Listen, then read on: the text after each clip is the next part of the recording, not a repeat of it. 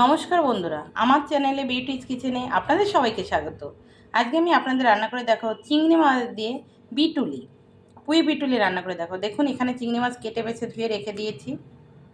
আর এখানে দেখুন পুঁই বিটুলি। পুঁই বিটুলি তো শুধু পুঁই বিটুলি দিয়ে খাওয়া যায় না, তো পুঁই বিটুলিতে কিছু সবজি মিশাতে হয়। পুঁই বিটুলিতে আমি দিয়েছি কুমড়ো কেটে, শিম কেটে, আলু কেটে, আরও সবজি দেওয়া যায়। তো আমার এই সবজি ছিল, তাই আমি এই সবজি দিয়েই পুঁই বিটুলি রান্না করবো চিংড়ি মাছ দিয়ে। তো চিংড়ি মাছে আমি লবণ হলুদ মাখিয়ে দেবো। হলুদ আমি দিয়ে দিয়েছি, আমি লবণ দিয়ে দিচ্ছি, দিয়ে লবণ হলুদ মাখিয়ে আমি ভেজে নেব। আমি কড়া বসিয়ে দিয়েছি, কড়া গরম হয়ে গেছে। কড়াতে আমি মাছ ভাজা তেল দিয়ে দেবো।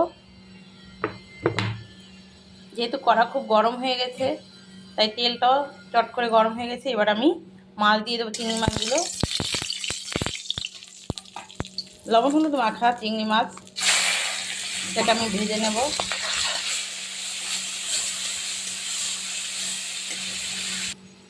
দেখুন বন্ধুরা, আমার চিংড়ি মাছ ভাজা হয়ে গেছে। এবার চিংড়ি মাছ আমি নামিয়ে নেব।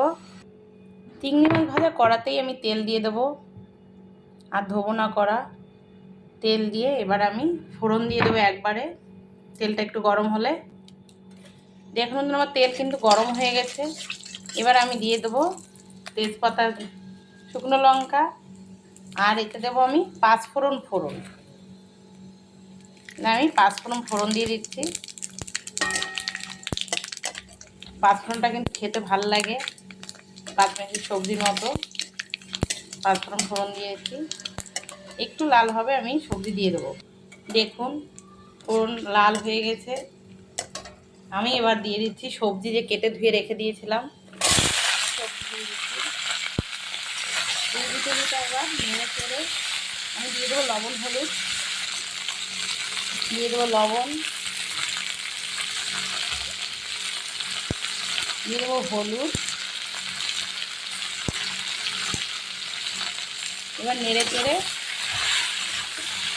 আমি ঢেকে দেবো। নেড়ে চেড়ে এবার আমি ঢেকে দিচ্ছি। দেখুন বন্ধুরা, আমি কিন্তু ঢেকে দিয়েছিলাম, এই গলে গেছে।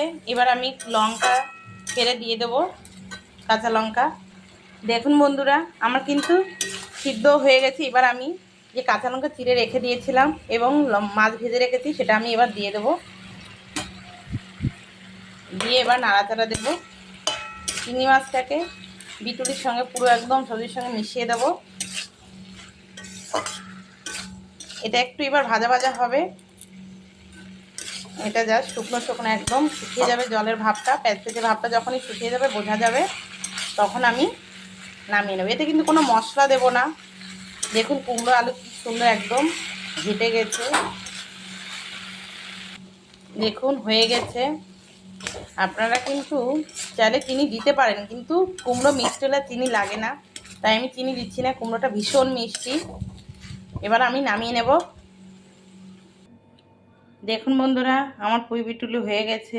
বিটুলি এত কচি, একদম বোঝাই যাচ্ছে না যে পুঁই বিটুলি আছে। তো আমার এই রান্নাটা যদি ভালো লেগে থাকে, তাহলে please please please like, share, comment করতে কিন্তু ভুলবে না। আর সাবস্ক্রাইবটা কিন্তু করে দেবেন। জয় গুরু।